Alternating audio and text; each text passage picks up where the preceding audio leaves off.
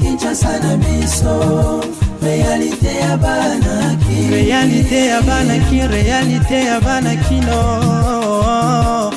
Mokolo malamu na bayenyoso bazuli bakwa kolanda magazine Kinshasa na biso ezali bongo magazine moko oyo epesa kabino ba information na lingala pe ba information yango ezalaka fiable ezalaka ya makionate. Bozali belé pour na kolanda édition ya KNB News ya mokolo lelo nazali na esengo. Ya ko présenter bino édition ya mokolo na lelo. Sommet ya CIRGL et Salamaki Bongo kuna na Luanda kasi awa Christophe Lutundula asali point ya masolo nini oyo ba betaki kuna.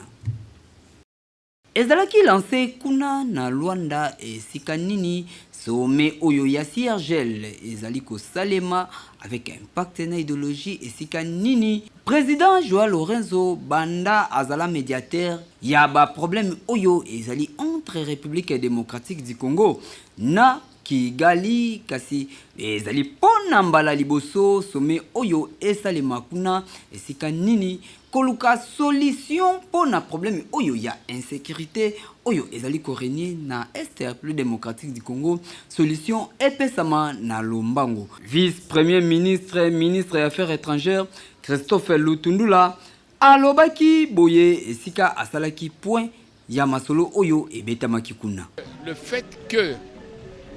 pour la première fois, rappelez-vous, depuis que le président Lourenço a été désigné médiateur, c'est la première fois qu'il réunit la CIRGL. Et donc, davantage, la CIRGL s'est impliquée et a soutenu le travail de médiation que fait le président Lourenço à la demande de l'Union africaine. C'est très important. Troisièmement, le fait que la CIRGL, le sommet qui vient de se tenir, a pris acte aussi de la décision que vous connaissez, prise par la SADC, de déployer une force en soutien à la RDC pour établir la paix au pays. Il faut souligner également le fait qu'on a insisté, on est revenu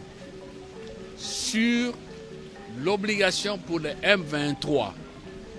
de faire exactement et précisément, j'allais dire réellement, le retrait, de se soumettre au cantonnement. Le pré-cantonnement, maintenant c'est à Rumangabo, et par la suite évidemment, les éléments du M23 doivent se retrouver au Maniema avant d'intégrer le processus désarmement, démobilisation, relèvement communautaire et réinsertion sociale. Ministre ya enseignement primaire secondaire et technique, professeur Tony Mwaba Kazadi, a beti lisolo ya gratuité pour yangonde ezali base ya avenir ya jeunesse ya mboka. Tolanda ba détail na reportage oyo. On peut jouer dans tous les secteurs, mais dans les secteurs de l'éducation, on ne s'amuse pas. C'est là que le sérieux de toute la nation doit être concentré. Ministre ya enseignement primaire secondaire et technique, professeur Tony Mwaba Kazadi, asalaki bongo po de presse oyo pona kosolola na ba population na nzela ya batu oyo ya communication esika nini abetaki sete pona koloba ete bokoki ko jouer na makambo nyonso tu kasi na oyo etali enseignement bokoki jamais ko jouer na yango surtout na pays oyo eza plus sérieux kasi kobanda kozwa bokonzi ya Félix Antoine Tshisekedi Tshilombo oyo azali garant de la nation ye achaka gratuité ezala effectif na République démocratique du Congo mobimba po bana nyonso tu bayebana kokende klasi na lolenge oyo esengelami po jeunesse nde ezali avenir ya lobby na yango ministre ya EPST professeur Tony Mwaba Kazadi asololaki boye na bapanzi sango. Pour la première fois depuis que notre pays accède à l'indépendance, nous avons construit une école moderne pour les peuples autochtones, les pygmées, avant l'avènement du président Félix, toutes ces écoles, quelle que soit leur taille, recevaient 45 000 francs comme frais de fonctionnement. Aujourd'hui, le président Félix paye 2 450 000 francs congolais. D'où venons-nous? L'EPST Félix Tshisekedi l'a trouvé au 22e étage du sous-sol, baignant dans les antivaleurs. Où sommes-nous? Les gens ont passé 32 ans plus 18 ans avec 135 000 francs. Mais en 2 ans, ils sont passés de 135 à 400 000 et on évolue. Totikala kaka na EPST esika nini Ferregola artiste akendai kokutana na ministre ya enseignement primaire et secondaire pour na masolo oyo etali kaka gratuité ndenge nini artiste azali ko soutenir yango ba détail tolanda na reportage oyo. Akitaki kuna na EPST na cabinet ya ministre ya enseignement secondaire primaire et technique professeur Tony Mwabakazadi yenani artiste musicien Jésus de Nuance Ferregola asuki kaka na culture te kasi lelo oyo ayaki kokutana na garant ya gratuité pona kosolola na ye na tina yako pesa ye ba merci ebele na ndenge gratuité ezali awa na République démocratique du Congo lisusu babetaki ba masolo ebele esika nini Jésus de Nuance Ferregola asengi na ministre ya EPST kosala nzembu moko pona ko soutenir programme oyo ya gratuité ya enseignement. Jésus de Nuance devant micro à Lobaki Boye. Et cause la gratuité, je pense que non bana nyonso faut ba profiter na yango. Koya ko mona eza pour nous remercier d'abord déjà na musala zo sala et puis Yami Balé ezali pour nous accompagner ko pesa message en fait il y a gratuité à bana. Tozana ba fin fond ezana ba maman mususu bazana force ya routine bana que là c'était pourtant tozana gratuité. Donc ezali pour nous ko pesa le sous message comme on a et puis je pense que on a proposé excellence tout ça là nze momo pour nous ko accompagner sous musala ya chef de l'état. Ndenge azo sala musala et puis accompagnement ya ministre na biso Tony Mwaba ndenge azali ministre ou azako ko poussa éducation qui est liboso tout ça pour toi accompagner parce que avenir de demain je pense que c'est l'éducation qu'autant à kelasi ko yekola ils à venir à lobby et ba parents photo tcha bango poa lisusu pour na batindika bana classe pour na Congo à lobby zali jeunesse voilà tant biso tozoko là ba école ya catholique izalaka gratuit hein. Et cause en gratuité je pense que non bana nyonso faut ba profiter na yango koya ko mona eza pour nous remercier d'abord déjà na musala zo sala et puis Yami Balé ezali pour nous accompagner ko pesa message en fait il y a gratuité à bana tozana ba fin fond ezana ba maman mususu bazana force ya routine bana que là c'était pourtant tozana gratuité donc ezali pour nous ko pesa le sous message comme on a et puis je pense que on a proposé excellence tout ça là nze momo pour na ko accompagner sous musala ya chef de l'état ndenge azo sala musala et puis accompagnement ya ministre na biso Tony Mwaba ndenge azali ministre ou azako ko poussa éducation qui est liboso tout ça pour toi accompagner parce que avenir de demain je pense que c'est l'éducation qu'autant à kelasi ko yekola ils à venir à lobby et ba parents photo tcha bango poa lisusu pour na batindika bana classe pour na Congo à lobby zali jeunesse. Di Congolais oyo ba kufikuna na université africaine na Sud Soudan. Gouvernement ya République démocratique du Congo a sengi na gouvernement soudanais batinda ba accord ya batu oyo basili kokufa awa na République démocratique du Congo pour na ba obsèque digne. Côté.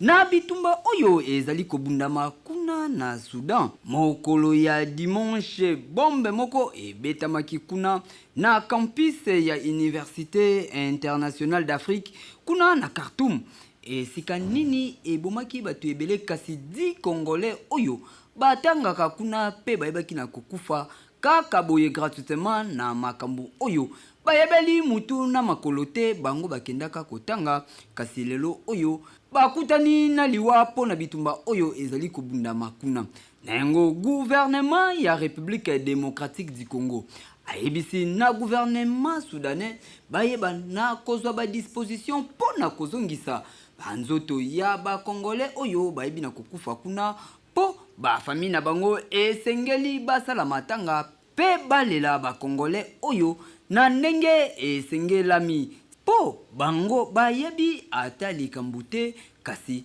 vi na bango ebi na kokende kaka boye likolo ya bitumba oyo bayebeli mutu na makolo te. Tika ete molimo ya bakongole oyo epema na kimia. Gadini na talata tena. Gadini talata tena. Kote. Gari saikote kwa ndaku. Ola bakina ngai. Gari saikote kwa ndaku. Ola bakina ngai. Kuna kola umate mwana na kazi sana mote para sabur. Alina lagi. Nimedina riadhia. Mongolini.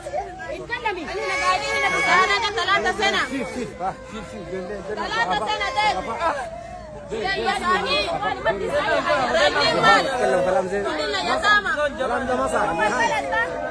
شوف الناس مقططين هتا لحم واحد يا برهان.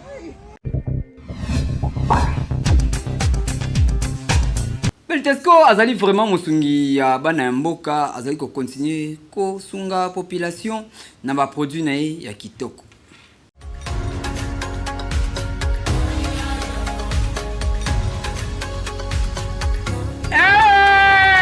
Nalia Cornebef uti Beltesco te nalia Cornebef nini lisusu Texas yango yo Beltesco yeli lisusu bana Kinshasa ngombe na ngombe latadi ya ngombe Cornebef oyo okoki kolia yango onalipa na spaghetti na formule nyonso oyo bana Kinshasa bayebi Cornebef ya solo latadi ya ngombe Texas esalami ya munene pe ya mukie nyonso na ndenge ya kantite oyo kolinga kolia na yo na libota na yo. Beltesco a pris opportunité malamu ya kosala choix ya kolia ngombe batia na linzanza babengi lata ya ngombe ezali ngombe na ngombe ye Texas Cornebif oyo babengi halal ezali ngombe kitoko batia na boîte nyonso ezali ba Cornebif Texas nga na benga nango lata ya ngombe na ngombe euta Brésil. Bokanisi esili tente Beltesco ayeli bino latadi ya ngombe mususu na kombo ya Oxford elengi nango deja batia matungulu na kati okosepasa lisusu eloko te musuni balambela deja bien na mundele otie kaka na sani mbala moko na loso to na spaghetti to na fufu nyonso ndenge okolinga kolia yango to na lipa ekoleka kitoko. Cornebif Oxford ezali Cornebif oyo eyebani kongo mobimba mpona nini po asa différence ezali mundele esa atiela oyo deja matungulu na kati yaza na matungulu na ye deja na kati yo kosala so dépense mosusu te euta mboka Brésil balamba ngo kitoko okoki kochauffe yango te otie na sani aza misuni azali kobimisa yo saveur ya ngombe azali kobimisa yo odeur ya ngombe ata osukoli maboko te otamboli na balabala moto ayebi deja koliaki ngombe mpona nini pote yango ezali qualité supérieure. Ya boye nanu ezala te kolia malamu biloko ya qualité surtout ba Cornebef oyo euti na Brésil cadeau signé Beltesco oyo azali koassure toujours sécurité ya kolia na bino kolia kitoko santé kitoko libota mobimba elengi na elengi ekeyo oui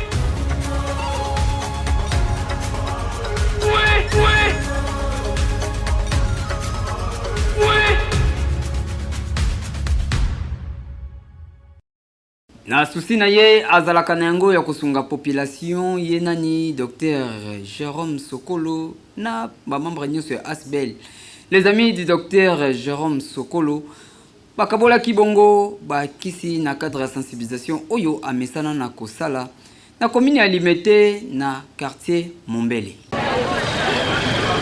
Ayeli lisusu awa na quartier Mombele na commune ya Limete yenani Dr Jérôme Sokolo na ba membre nyonso tout ya Asbel na ye les amis du Dr Jérôme Sokolo oyo bazalaka na souci ya koede population nyonso tout ya République démocratique du Congo kasi mingi ya Kinshasa ba kitaki bongo na quartier Mombele kokabola bakisi pe kosalisa ba examen ya ofele et pa ya ba nyonso tout bazali malade obelaka rhumatisme obelaka litoyi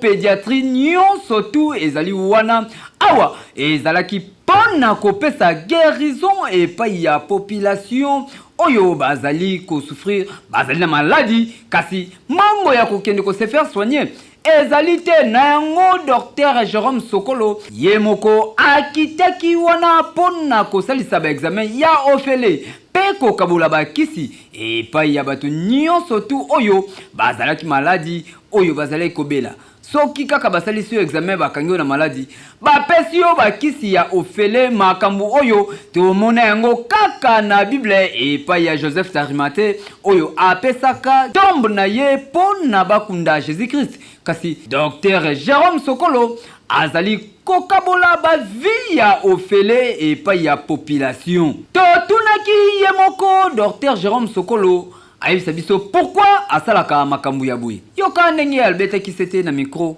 ya KNB Elinko Kisate Asbel les amis du professeur Dr Jérôme Sokolo avec en partenariat avec le Centre national de transfusion toza kosa musa munene à travers la ville de Kinshasa toko sunga bato toko pesa makila pona kosunga bane baye bazali kozanga makila lokola bana anémie SS lokola ba mama bakobota ezali esengo mingi pe tomonia wa population ya Mombele ezali na esengo makasi te bali kozwa kopesa makila pona kosunga baye bazali na problème bazali pe lisusu kozwa koyeba maladi ni ekotungisa bango à partir ba auto bengaka dépistage et puis à partir de dépistage bakoye toko tala auto ko sala pona bango côté bakisi parce que bakozwa bakisi bakozwa o nyonso esengeli pona kosunga bango pona ko soulager tant soit peu ma passe na bango nyonso ezali ko sama na vision tata mokonza mboka et Antoine Tshisekedi Tshilombo o azali ko prôner couverture à santé universelle lokola bitumba na ye population bazali ya kosepela komona moto ya boye na mabele ya Mombele kokabola bakisi ya ofele lesika oyo okende kosomba fiche ya consultation okende kofuta ba droit ebele na ba hôpital awa ezalaki nango ya ofele po ezali habitude na ye Dr Jérôme Sokolo pia koede population oyo bazali pembeni na ye yoka ba bénéficiaire ndenge ba sepeli ngai papa na bana kombela ne musu tension ko kitanga tina 4 ne musu asuna bilamba sikoyo ekomi maboko moyo simbe loko te na ko ba papa na ngana pesi merci na nzambe merci na docteur nzambe apambola ye ndenge akomi kosala biso boye na mbongo na ye moko to pesa ta elikuta te ya ye moko nzambe atombola ye apambola ye apesi merci na nzambe mutatindi ye epa na biso baveve asalisa biso malamu kaka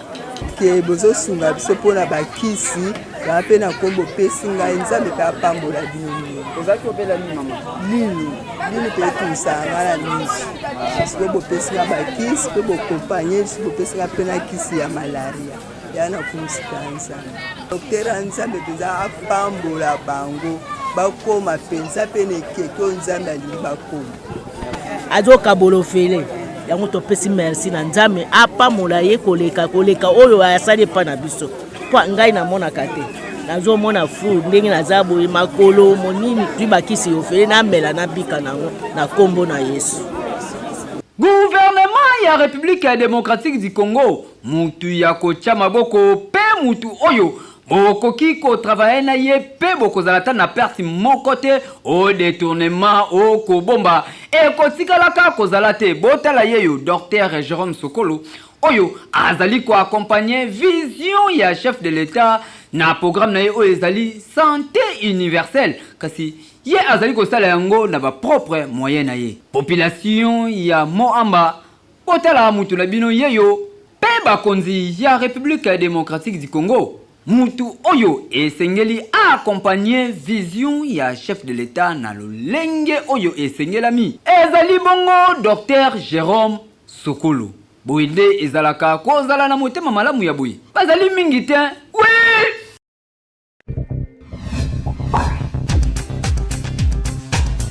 Ba habitant ya Kisantu na Congo central ba siliki lelo makasi pe bakiti na nzela pour na ko déclarer criminalité eleki trop na Congo central surtout mingi na Kisantu.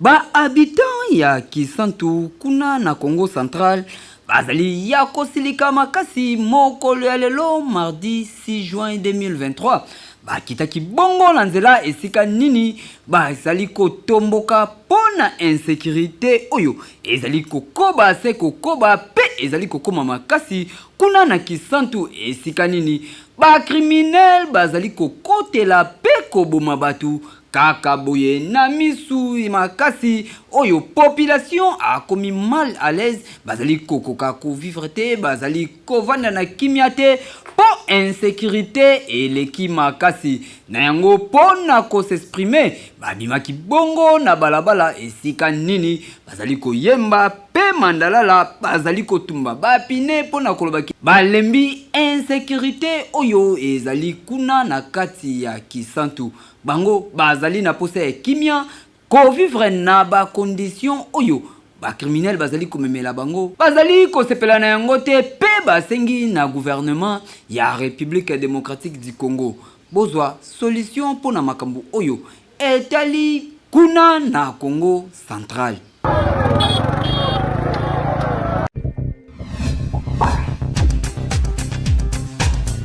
Nini o koki ko gérer problème nyonso to ekomelaka na famille. Est-ce que esengeli ko kende ko betelaka batu to pe mingi batu bakomisa ba pasteur lokola banzambe ba kende ko betela ba pasteur masolo likambo oyo esalemi na famille mingi ezalaka ba mama nde bakendaka ko beta yango na ba église to pe na ba muziki na bango.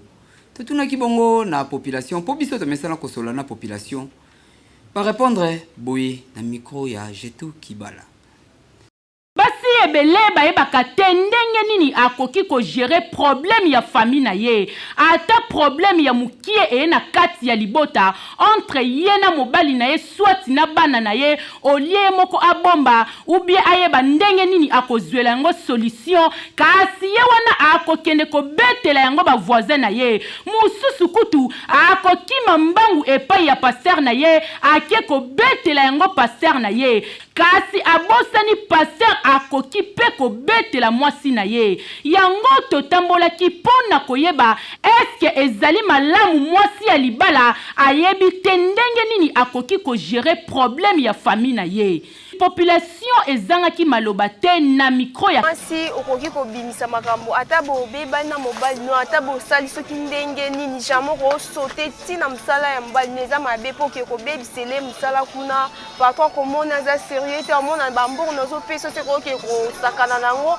ozokipe mwasi na yo te eza mabe makasi baoyo basalaka bongo il faut batika po babombaka mobali toboyi te ata likambo ezali me na mosala te po musala ndeza tata na mama eza kwanga kuno ke bebisi de kwanga bolia piso bobongisi baso basala bongo ya bakisaka ki batika basala su bongo te papa bana ata likambo ezali fo obomba e na musala te na pesi conseil na bao basala bongo batika basala na moi patience soki likambo yali kokitisa motema poete tango kokitisa motema nde okoya kokanisa ke nani na koki kokende koloba makambo na ngai libala e ali mutu nyonso te oyo koko betela masolo na oyo ya ndako ya libala bozana ba makambo esengeli kokende bipai ya ba responsable kokende pa ya bayaya ya mobali kokende pa ya famille na ye to kokende pa ya parrain ezali kitoko te ata muke ya mwasi kolongwa kokende epa ya chefu ya musala sika sikoyo yo keye pa chefu na ngai ya musala okei mpona kobomelanga mosala ou bien okei kobimisanga moins sérieux ezali lolenge ya kitoko te ezali malamu te. Mwasi ya bwanya mwasi ya maele okoluka responsable direct ya mobali tobebo kosolola makambo wana ekosila l'amiable. Mokonzi nanga musala azalaki commissionnaire te oyo asalaki ou bien aza parent te oyo asalaki tobalana so likambo ezali toswani na ndako tokata ya biso moko ou soit oyebisi responsable nanga direct oyo aza parrain na biso. Eza teke ozi problème boye mbala moko kuna okende na intention nini soki abebiselanga mosala soki akoma mwasi ya patron nanga papa ndeko mwasi yo mutu omesana kobimisa makambo ya foyer na yo libanda kasi oyeba ete mutu nyonso azali mutu ya koyebisa ba problème ya foyer na yo te keba kaka mutu oyo obetelaka masolo ya foyer na yo kaka ye wana mutu akotrahi yo un jour. Kinshasa eleki partout. Oui. Grève yaba chauffeur awa na Kinshasa mokolo ya lobi na pokwa basolola kibongo na ministre ya intérieur pona koluka solution pe bapesi bango 3 mois oyo dérangement ekozala te oya mikanda to penini awa na ville capitale ya Kinshasa. Mokolo ya lobi tolakisaki bino ndenge nini ba chauffeur bazalaki na grève basalaki te nde na pokwa ya lendi ministre ya intérieur maître Peter Kazadi abengisaki batu ya Aseko na Ashako na ministre ya provincial ya transport maître Marc Ekila kasi réunion yango basololaki pona ba problème oyo ba chauffeur bazoko revendiquer. Kasi masolo elekanaki kitoko boyoka bango moko ndenge balobi. Gouverneur yambaki biso lelo ministre national ya transport ya biso PVP ya biso to sololi na makambo nyonso oyo bandeko kotungisa mosala na biso ba revendication na biso nyonso balobi ba tenir yango ba kosalela yango na sengi na ba chauffeur nyonso mokumbi nyonso lobi abima bazongela musala na bango bamema ba peuple congolais bamema ba kinoise na ba kinois batika bango na ba misala biso ba président oyo tozwaki mukano wana ya kocha grève ya 3 jours tolongoli yango lobi mokumbi nyonso azongela musala na ye. Nyonso toyebi ndenge lelo ville musala esalamaki te ba chauffeur bamenasaki basala grève mais tout se peli na comportement wana te parce que déjà na ville to doit ki solution na ba chauffeur lika momoko pe ba balisia wa balongoli pesate ezali kaka solution o to doit ki na ville yango pe to ko sala rapport et pas ya vice premier ministre ministre de l'intérieur ba chauffeur bazali bande ko na biso ba chauffeur baza ba partenaire na biso et koko so ezanga te on a biso to mona mo malentendu mais to sengi ba chauffeur bandimi ko répondre mosala. Awa na KNB zalaka culture na biso tokabona ka te santoseka. TikTok ya lelo ingénieur Agapega chama proposer le biso yango. Mobali banvuka ka ete. Mobali bagangela kete. Yo comme ça mobali ra mwana yo. Hein? Mobali ba dicta ka ete. Moi si il faut ça maniable, il faut mobali ndefa l'action nzela. Yo comment gangela mobali mona ke mwana bino? Oyoka kikaza leka noko na bino bien mona suka batata ya bino te mobala a chef a sala te. Merci pour vos alaki ebele ya kolanda KNB News ya moko na lelo nazalaki na esengo ya ko présenter bino édition ya KNB News ya moko na lelo tika ete kimia ingela mabota na bino partout na monde entier esika oyo bosepelaka kolanda mingi KNB News pour na ko informer bino kaina bino to mona ni bongo Mikole Zalikoya. Magazino